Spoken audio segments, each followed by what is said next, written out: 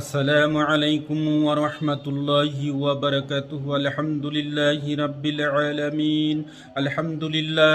সংক্ষিপ্ত আলোচনায় এখন আমরা জানব ঈমানের পর গুনাহের প্রলোভন।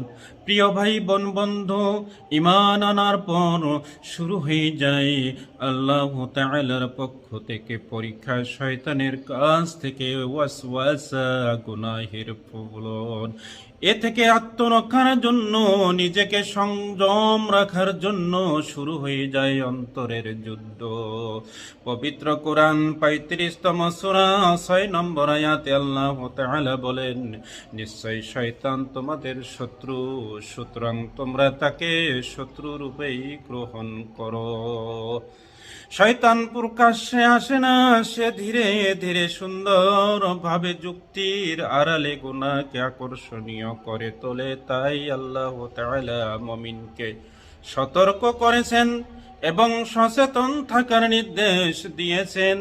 পবিত্র কোরআন ৬৭তম সূরা ১২ নম্বর আয়াতে আল্লাহ তাআলা বলেন, যারা গোপনে তাদের রবকে ভয় করে তাদের জন্য রয়েছে ক্ষমা ও মহাপ্রতিদান। স্পষ্ট হলো যে গুনাহের আসল প্রলোভন আসে গোপনে। যে ব্যক্তি একাকিত্বে আল্লাহকে স্মরণ করে হারাম থেকে বেঁচে যায়, সে আল্লাহর বিশেষ প্রিয় হয়ে যায়। নবীজি সাল্লাল্লাহু আলাইহি ওয়াসাল্লাম বলেছেন, দুনিয়া মুমিনের জন্য কারাগার এবং কাফিরের জন্য জান্নাত। সহিহ মুসলিম।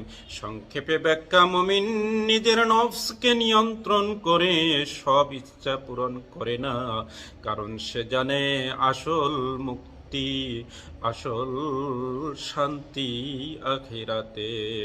নবীজি সাল্লাল্লাহু আলাইহি ওয়াসাল্লাম বলেছেন, জান্নাত পরিবেষ্টিত হয়েছে কষ্টকর বিষয় দ্বারা, আর জাহান্নাম পরিবেষ্টিত হয়েছে কামনা বাসনা দ্বারা। সহিহ মুসলিম।